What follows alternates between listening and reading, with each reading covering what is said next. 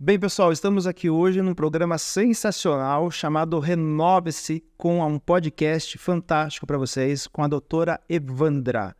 Gente, é um prazer enorme, Evandra, te entrevistar em primeiro lugar, porque você é um profissional que eu admiro muito na sua área. E hoje a gente quer entender um pouquinho quem é a Evandra, o que ela faz, né? Porque assim, de uma certa forma, Evandra, a minha admiração por você é exatamente pelo seu trabalho e pelo seu legado, pelo seu propósito. Mas os nossos ouvintes querem entender quem é a doutora Evandra e por que surgiu esse projeto Renova-se. Você já tem tantas coisas que você faz no seu dia a dia e o Renova-se se tornou um programa aí, basicamente muito importante, fundamental, para poder educar aí, basicamente falando sobre a área médica, falando sobre cirurgias, falando sobre bem-estar, qualidade. Fala pra gente um pouquinho quem que é a doutora Evandra.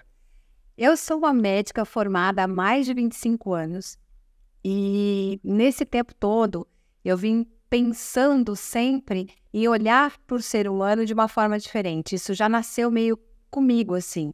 Eu sou sobrevivente, eu tive uma doença muito grave quando pequena. Depois, a minha história de família é uma história de muita luta e a gente veio construindo esse olhar para a saúde e para a medicina nesse trânsito entre as coisas que foram acontecendo ao longo da minha infância e adolescência. E depois de formada, eu vivenciei algumas transições de carreira. Então, passamos por alguns desafios importantes, essas transições de carreira demandam sempre uma energia muito alta, e eu queria entender se outras pessoas também passam por isso.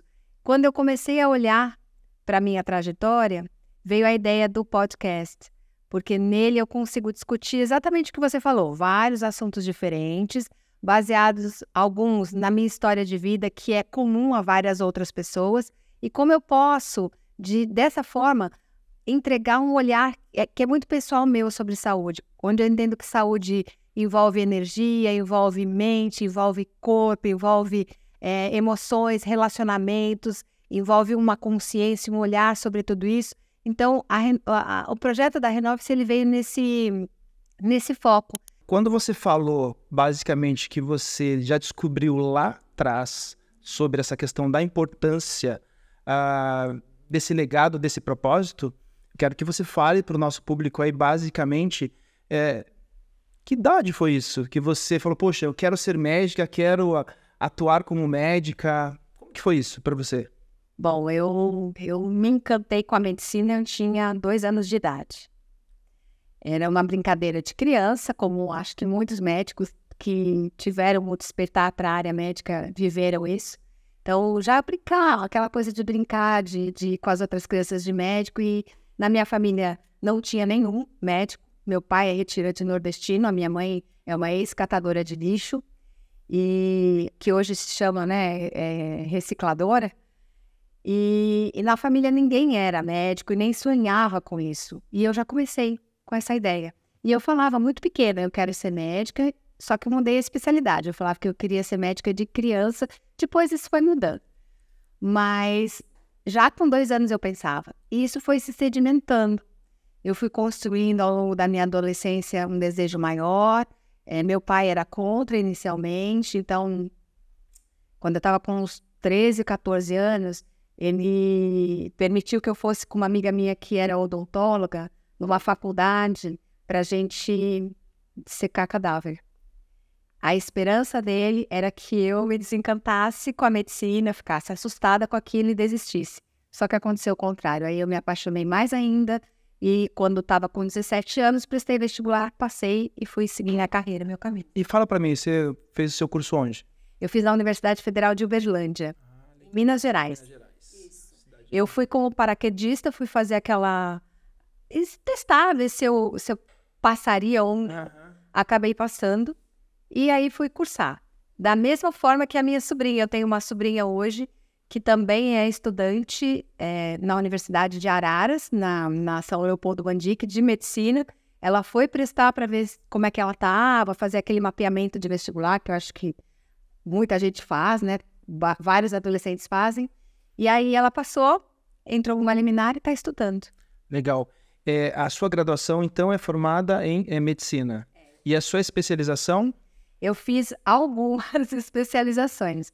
Eu comecei na área de cirurgia geral, aí fiz mais um ano de gastro, depois eu fiz trauma, trabalhei com cirurgia de trauma, resgate, pronto-socorro, durante mais ou menos uns 6, quase 7 anos.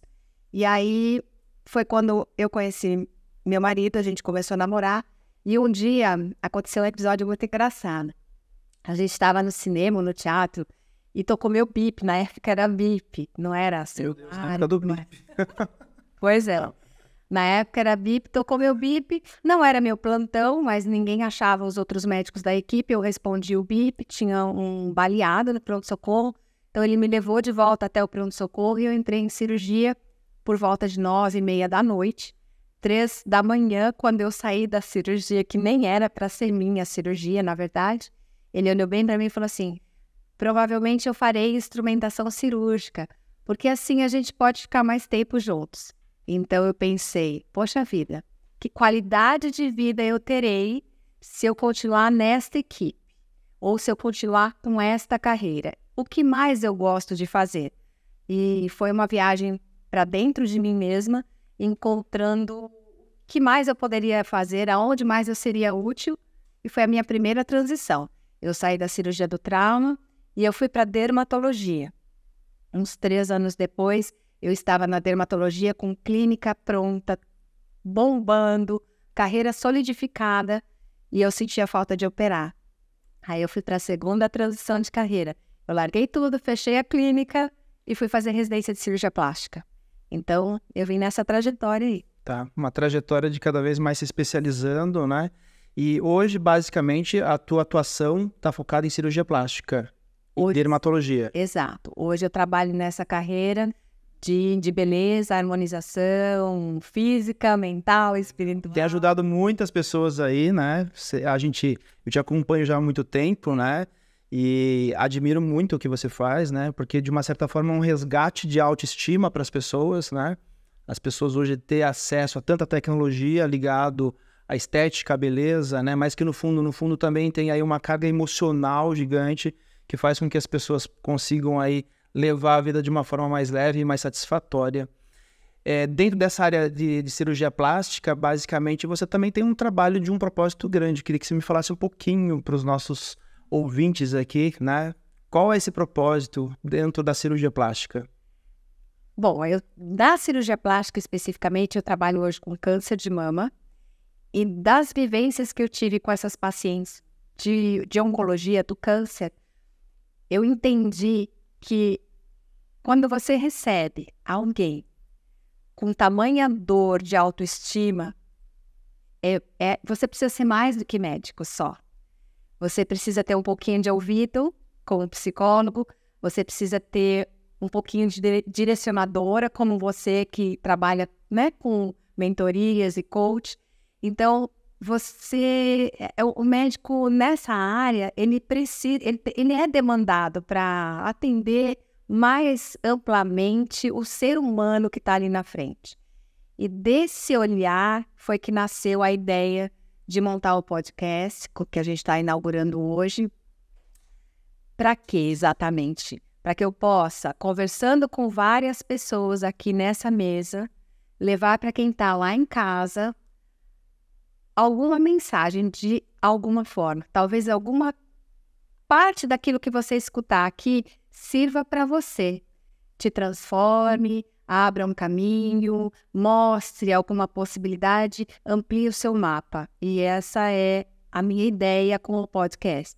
Está nascendo num dia, brinco que 14 é um dia de transformação para mim, porque é o dia que eu conheci meu marido, o dia que eu me casei, o dia que várias outras coisas aconteceram, sempre em datas de 14, e hoje é 14. Então temos uma data especial aí que... Então você já está começando com o pé direito, né? 14 é seu número. Espero. Eu quero pegar o gancho até para quem está nos ouvindo, principalmente para você que falou agora sobre pacientes de oncologia, né? Qual que é a sensação, a percepção que você tem quando um paciente ele chega até você? Qual é essa dor, qual é essa preocupação que ele tem ao passar por uma cirurgia deste nível?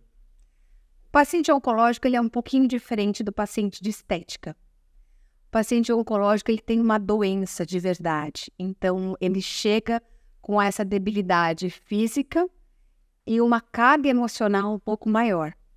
Porque ele precisa focar em duas áreas. Ele precisa focar em se melhorar, estar forte e resistente para enfrentar um futuro incerto. O paciente da plástica, de estética, tem essa sorte de não pensar muito no futuro. Ele quer o imediato. Então, são duas vertentes muito diferentes. E o preparo com que a gente olha para esses pacientes também precisa estar muito sedimentado dentro de nós. Quando eu falo dentro de nós cirurgiões plásticos. É óbvio que tem gente que só prefere trabalhar em estética, tem gente que prefere só trabalhar em oncologia. Eu gosto de trabalhar nas duas áreas, me adaptei a trabalhar nas duas áreas, mas são pacientes muito diferentes e que exigem de nós um preparo diferente, técnico e de vida mesmo. Legal. A gente já vai voltar um pouco mais sobre essa questão do quanto você pode contribuir com a vida das pessoas, mas ainda eu quero voltar um pouquinho mais para a estrutura ainda família, né? Como que é a estrutura da família Evandra? De onde veio esses valores, né? Trazendo aí, você tem mais irmãos? O que vocês fazem? Como que é essa vida da doutora Evandra? Bom, Quero sair fora um pouco desse processo, para os nossos ouvintes entender realmente quem é a doutora Evandra. Pois é. Então, eu já contei para você, né? Já contei para o pessoal que está nos escutando e nos vendo, que eu venho de uma família de gente humilde. Meu pai é retirante nordestino, ele fugiu de casa aos 13 anos de idade, segundo ele, com uma ideia muito forte de construir uma vida. O meu avô, o pai dele, construiu uma vida no Nordeste através de um ovo. Ele ganhou um ovo e uma galinha, e aí fez toda a vida em cima disso, foi investindo, compra, vende, coisa de descendente árabe, né? Da lojinha. Então, meu pai, vendo aquilo como exemplo, ele tomou para ele falou assim, se meu pai construiu alguma coisa, eu também tenho esse poder, esse potencial, então eu vou buscar o meu caminho. E ele fugiu, veio com 13 anos para São Paulo, morou na rua, passou fome e tudo mais, mas sempre foi uma pessoa com muito foco no positivo. Ele tinha aquela vontade, ele tinha a ideia de que ele poderia vencer, ele acreditou naquilo, ele pôs toda a energia que ele tinha nesse sentido e conquistou muita coisa. A minha mãe já é um pouco mais recolhida, ela teve uma vida muito difícil, a mãe morreu, ela tinha pouca idade, então ela foi criada por irmãos, precisou ir trabalhar de doméstica muito cedo, já teve assim uma outra vivência. E ela tem essa coisa de mais recolhimento, mas mesmo assim é uma pessoa de muita antifragilidade, eu chamo. Não é nem resiliência, minha mãe é antifrágil. Ela é aquela pessoa que quando não tinha carne na mesa, ela pegava um fiambre, cortava, fritava e falava assim, olha, essa é sua mistura hoje e é deliciosa, e tudo certo, vamos juntos, sigamos em frente. E a combinação desses dois foi o que deu para mim. Eu tenho mais 2 irmãos, para nós 3. É isso que eu queria chegar. Pois é. Você é a única mulher aí dos irmãos, né? Exato. E aí, o que é isso? Então, eu sou a única mulher e a mais velha. Mas deu para nós 3, essa coisa do meu pai e da minha mãe, deu para nós 3 um embasamento, assim, de ser muito guerreiro. Todos nós 3 somos muito guerreiros, cada um com o seu temperamento. Acho que essa questão do temperamento é muito importante as pessoas entenderem que é nesse sentido de ser brava, né? Você é uma pessoa muito exigente, então eu acho que quem ganha com isso são os seus pacientes, são os seus clientes. Eu chego ao extremo do perfeccionismo. Isso. E eu cobro dos outros e cobro de mim também. Então, quem trabalha comigo sabe. E como eu tenho um perfil, assim, muito de executar as coisas, muitas vezes eu chego no lugar e eu já vou falando o que eu quero, o que eu preciso. Eu nem dei bom dia. Às vezes eu preciso me policiar, sabe? Vira um passo atrás e falo assim, peraí, gente, eu não falei oi. Aí, às vezes, eu falo assim, em tempo, oi, tudo bem? Como é que você tá? E isso, durante um tempo, até deu uma dificuldade, inclusive, na minha carreira, porque o paciente, ele não quer um médico que seja portador de uma ordem. Ele quer um médico que seja portador de um acalento. Ou que seja aquele que vai, sim, conduzir você para um caminho de melhoria, de cura, até de um patamar superior na sua condição de vida. Ele quer que você acolha ele, né? Isso, na verdade, ele quer um colo, de alguma forma, um alento, e quer uma positividade também. E nem sempre nós temos notícias boas para dar, né, gente? Às vezes o médico tem uma notícia ruim ali e tem que dar, né? Ok. Mas isso me dificultou. Uma das coisas que me ajudou foi o coach que a gente fez. Então, quando você me direcionava muitas vezes, apontando possibilidades, ampliando sempre meu mapa, meu caminho, demorou um tempo para eu entender, mas quando veio, eu falei assim, gente, eu posso continuar sendo quem eu sou, na minha essência, tendo feito tudo que eu fiz, mudado de carreira, quando não estava bom, fui para outro lugar, comecei tudo de novo várias vezes, isso é da natureza, da minha família e minha, mas eu posso também olhar para a pessoa com um olhar mais meigo, eu posso trazer meu feminino, né, alavancar também o fato... Aliás, você faz também um trabalho, né, muito bacana, ligado a essa questão diretamente para a mulher, né, para mulher, eu acho que isso traz um significado muito grande e vejo que isso também preenche muito a tua vida como profissional, né? Porque você não é só uma médica, você sabe disso, eu já te falei isso várias vezes, né? Eu acho que tem algo muito maior e nesse sentido, eu queria que você falasse um pouquinho desse trabalho que você faz com as mulheres também, de uma certa forma. Porque você palestra, você dá treinamentos, então eu quero que o público conheça um pouquinho desse lado da doutora Evandra. É aquilo, eu fiz uma opção de vida. A minha primeira opção de vida para focar em mim e no trabalho foi não ter filhos. Isso não me diminui como mulher, porque foi uma opção consciente. Eu não me encontrei qualificada dentro dos meus critérios, então aquela coisa do perfeccionismo, né? Poxa vida, vou ter que me dedicar a alguém, né? Se eu tiver um filho agora, como é que eu vou manejar isso? Eu não sei se eu vou ser uma mãe suficientemente boa, então, porque eu vou ter que largar a carreira e eu não queria, então eu fui protelando, depois eu decidi que eu não teria. E isso trouxe algumas questões até dentro dessa seara de me olhar como mulher, a energia do feminino, e quando chegou essa vertente de olhar também para o paciente com maternidade, com aquela coisa do estar ali à disposição, estar disponível, eu falei, eu preciso trabalhar esse meu lado. E aí eu me juntei com 2 amigas e nós fomos trabalhar o sagrado feminino. É uma coisa que todo mundo acha que é meio esotérica, mas que para mim, ou holística, ou chame como quiser, mas que para mim trouxe uma força da ancestralidade, um entendimento de que o feminismo verdadeiro está em compreender que a minha avó, minha bisavó, a minha tataravó, em algum momento, ela foi tão sábia que ela conseguiu se recolher para virar semente. Ela não se submeteu. Ela, usando a sabedoria ancestral que mora dentro dela, se recolheu toda a sua cultura, suas ideias, virou sementinha e brotou quando teve chance. Bastante forte isso, hein? Exato. Lógico, teve abuso do tal patriarcado, eu acho que pode até chamar que sim. Porque quem está no poder às vezes se desvirtua. Mas elas sobreviveram de uma forma muito linda, porque quando pôde haver o despertar, nós viemos com muita plenitude. Então a mulher veio para ocupar seus espaços, para ter voz, para criar outros contextos.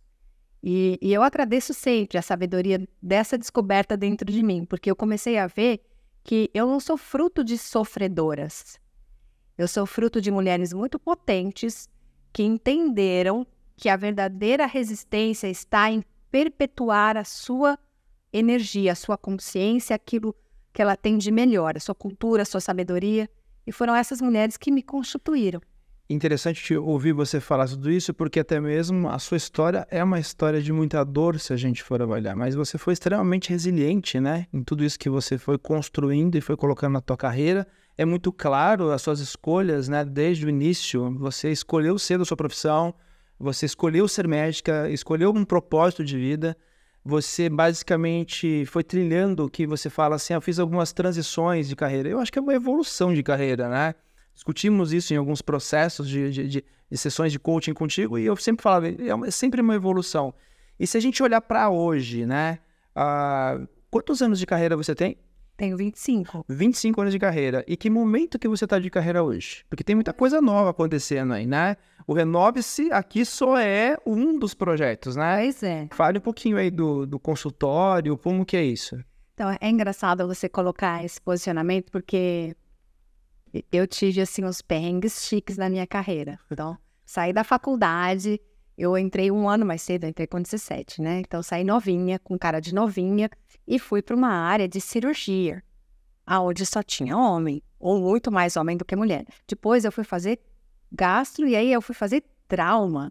No trauma, gente, acabou. E ali eu era isolada, a única mulher no meio de todo mundo.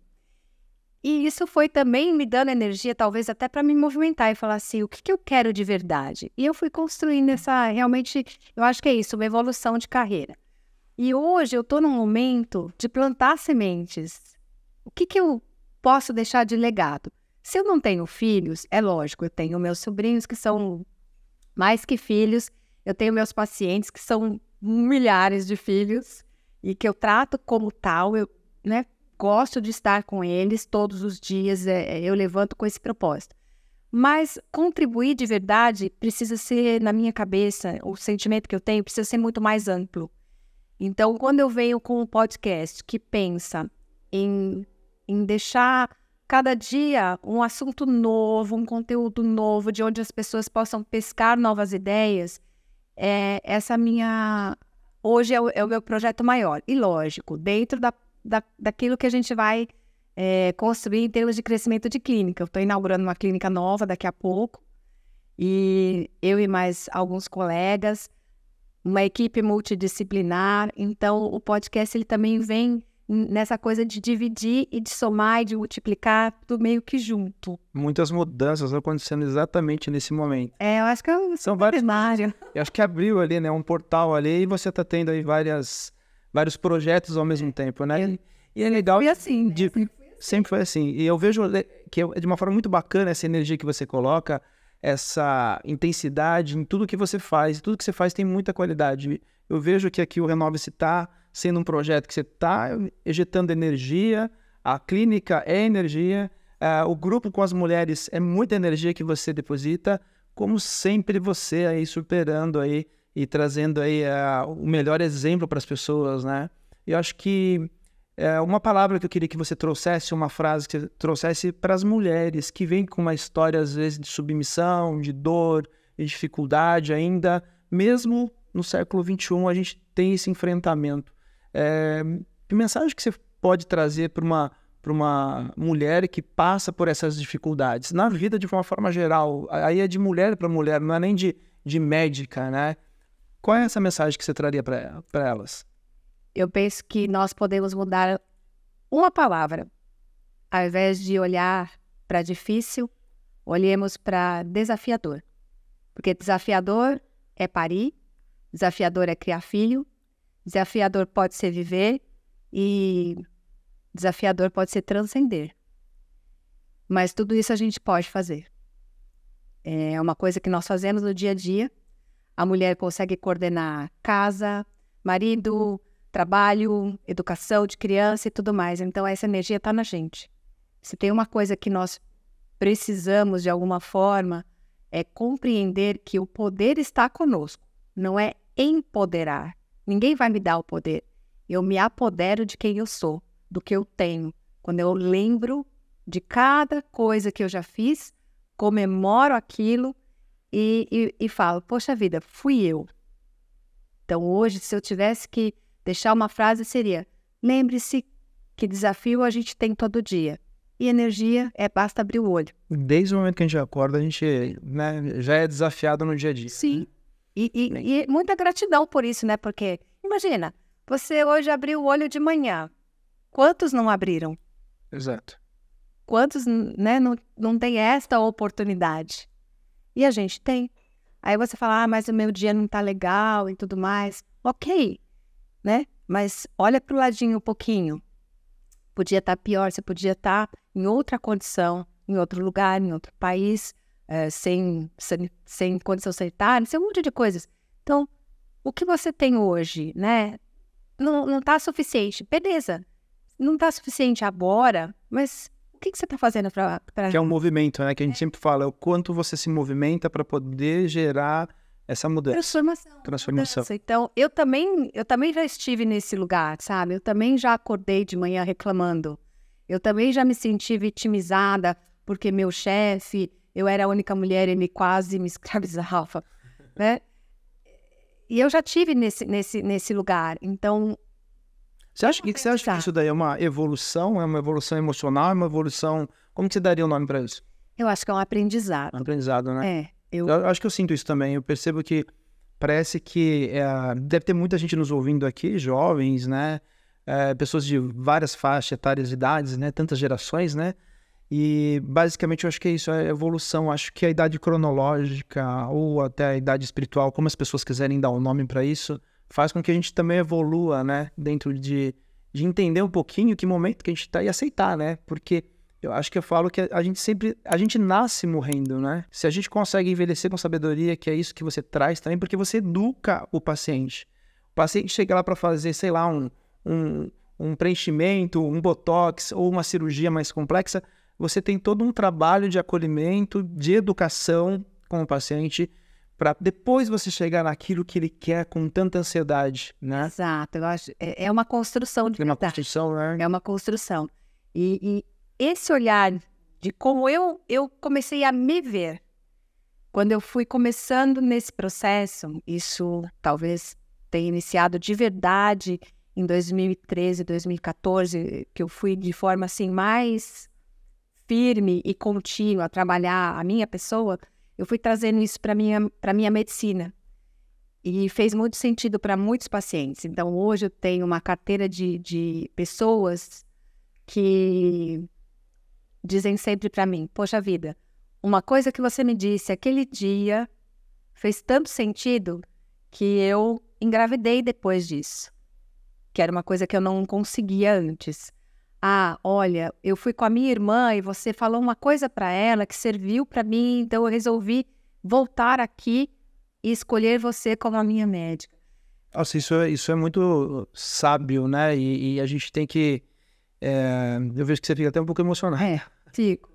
Fico Porque quando alguém olha pra você e fala, eu escolhi você pra cuidar de mim, né? É algo muito forte, né?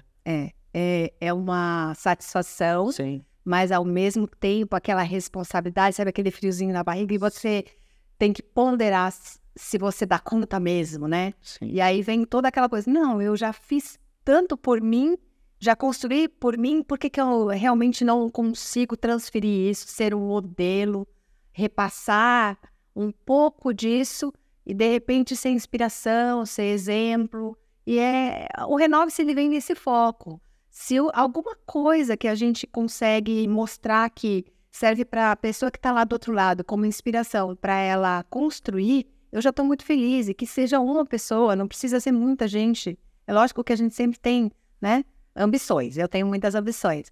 Mas se uma pessoa que estiver aqui conseguir escutar alguma coisa que nós estivermos conversando e a vida dela ficar melhor, eu tô tão feliz. Você falou uma palavra muito interessante, que eu sempre procuro também falar nos meus trabalhos, que é a ambição. Às vezes a gente vem com uma visão de uma sabedoria passada que parece que a ambição é uma coisa ruim, né? A ambição é como se você fosse fazer uma coisa para passar alguém para trás, para você tomar a frente. Não, acho que a ambição é uma habilidade, uma competência que a gente tem que desenvolver nas pessoas, porque as pessoas que têm ambição, elas acordam todos os dias com um propósito, né? Quando você estimula as pessoas a terem ambição, elas constroem não só uma condição psicológica melhor, mas também uma condição material e que não tem nada ruim. E quando você fala cirurgia plástica, basicamente, algumas pessoas a gente transforma isso como uma possibilidade de ambição. Então, pensa aquela pessoa que está lá em casa, muitas vezes ela teve 2, 3 filhos, de repente ela não está satisfeita com a barriga dela, ela não está satisfeita basicamente com o seio, ela quer fazer uma reconstrução. Então, eu acho que essa ambição faz com que ela também se movimente e consiga atingir um resultado, né? E quando você deseja muito uma coisa, ela passa a não ser impossível. Isso. Você não vê obstáculo para isso, né? Exatamente. Então, às vezes eu entendo algumas mulheres que falam assim, ai, eu queria tanto fazer XYZ, mas eu dependo do meu marido, isso, né, não, ele não vai me deixar. Tá bom, mas qual foi o caminho que você trilhou para ter direito a essa permissão? Você focou de verdade? Você realmente olhou todas as suas possibilidades? Começou por algum lugar ou não? E isso, assim, eu vejo que o coach é um sensacional caminho para mostrar que sabe, talvez você está limitado na sua ausência de ambição. Você sabe o que você fez me recordar?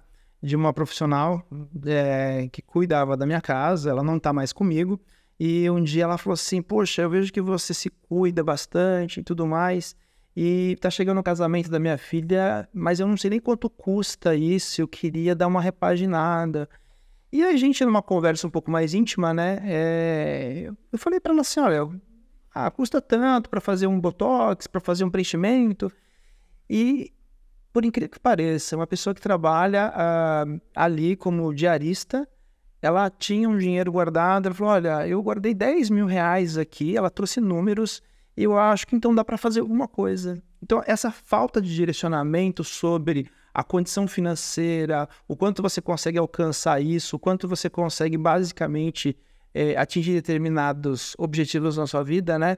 Passa também pela saúde financeira. Eu acho que é importante a gente dizer isso para as pessoas, né? Hoje não é mais nada impossível, né? Uma cirurgia plástica ou um cuidado facial que você precisa fazer tanto para o homem quanto para a mulher. Não, é impossível. Eu tenho para mim que nada de verdade é impossível. Como eu te falei, eu sou uma sobrevivente, né? Eu já tive para morrer e não morri. Então, depois desse desafio, para mim, todos os outros, eles são mais suaves. Só que algumas pessoas, às vezes, não tiveram esse tipo de teste, de provação limite, e tem um olhar que é natural do ser humano, mais para o negativo do que para o positivo. Eu tenho, assim, uma coisa que eu olho muito para a parte positiva de tudo, sem deixar... Talvez esse seja o segredo de você conseguir se reconstruir de tempo em tempo e ir avançando cada vez mais. O negativo, ele faz um contraponto para eu me organizar, mas eu procuro focar no positivo. E eu vejo que uma das coisas que recolhe o direcionamento de alguém é focar na negatividade. Então, a pessoa não começou nem a se programar e já está no negativo. Mas a cirurgia plástica, ela tem as múltiplas possibilidades. Talvez você não consiga dar o passo de fazer uma cirurgia completa, mas você pode fazer uma parcial e modelar o corpo e ficar muito melhor. Então, eu queria fazer mama, papada, braço, mas não, até por questões de organização, de pós-operatório e tudo mais, não dá. Ou não é nem só financeiro, mas eu posso fazer, de repente, uma parte dessas cirurgias e trabalhar as outras partes com dieta, com exercício, melhorar de outras formas e ganhar sempre um saldo para mim. Seja em autoestima, seja... Ou seja, se eu dou alguns passos, alguns pequenos passos fazem com que melhore o relacionamento, né? Com você. Eu acho que é aquela questão, né? A dica é aquela questão do primeiro passo. O primeiro passo para ser dado. Sim. Né? Se o primeiro passo eu preciso guardar um pouco de dinheiro, ter uma organização financeira melhor para poder fazer algo, é ali por onde eu começo. Se o passo é eu tenho recurso, mas eu tenho medo, tenho segurança, é buscar informação. Não é? Exatamente. E escolher o profissional correto, tentar ouvir o que esse profissional pode oferecer. E aí depois a pessoa ela começa a decidir o que ela quer fazer, como ela vai fazer, bem acompanhada por esse médico. Eu queria que você me falasse um pouco também sobre essa especialização. Você sempre está em congresso, você sempre está buscando, sempre está fazendo curso, 25 anos já na área e sempre está se atualizando. Eu acho muito interessante isso. O que você busca, o que esses congressos trazem para você hoje? Porque eu acho que tem muita coisa nova, né? Tem bastante. Medicina é tecnologia. A medicina e a tecnologia, elas andam pareadas. Então, quem deixa de olhar para a tecnologia, quem deixa de olhar para as novidades, quem se afasta da ciência, tem muita dificuldade de entregar uma boa medicina. Okay. Então, eu foco nisso. E eu sou curiosa, né? Eu sempre fui. Isso é uma coisa da minha natureza. Então, estar nesses ambientes, para mim, é importante. Me corrija se eu estiver errado, mas parece que você também fez uma viagem há pouco tempo para o exterior, acho que foi ano passado, e você foi avaliar algumas tecnologias aí que você está trazendo como inovação. A gente foi para Israel, depois eu fui para os Estados Unidos, Fui para Colômbia, fui para França. Dando spoiler aqui, gente. Então, eu trouxe algumas coisas bem legais, bem novas. Algumas coisas até que a cidade já tinha outras pessoas utilizando, mas que eu aprendi a utilizar de um jeito diferente nesses lugares para onde eu fui. Estou indo agora para a Colômbia, depois eu vou para a Itália, até para aprimorar também a forma de usar uns outros equipamentos que nem chegaram. Então é isso, eu tô sempre fuçando. Sempre inquieta, né? Sempre inquieta e jogando essa energia aí. Então, fechando aqui, né? É um prazer te entrevistar. Acho que foi muito valioso entrevistar você. Eu queria que você colocasse sua mão aqui para a gente transmitir essa energia para os nossos ouvintes, né? Que é muito prazeroso estar sempre com você. É uma energia muito positiva falar com você e sentir o quanto você transforma a vida de pessoas, toca primeiramente a alma das pessoas, porque eu acho que a cirurgia, tudo que você faz é consequência de quem você é. E é muito claro para mim a sua história de vida, o quanto você fez disso algo extremamente fantástico e sensacional e está ajudando muitas pessoas. É isso que eu tenho para te dizer. Então, fala para as pessoas aí quais que são as redes sociais que eles podem estar te acompanhando. Agora, gente, vamos focar. Nós vamos todos para o @Instituto Unique. Lá vocês terão todo tipo de informação na área de cirurgia plástica, na área de estética, beleza, dermatologia e essas outras coisinhas mais que a gente conversou aqui. Ótimo. E a gente vai deixar o link aqui para vocês poderem acessar as nossas redes sociais aqui. Foi um prazer. Prazer. Obrigado. Bom.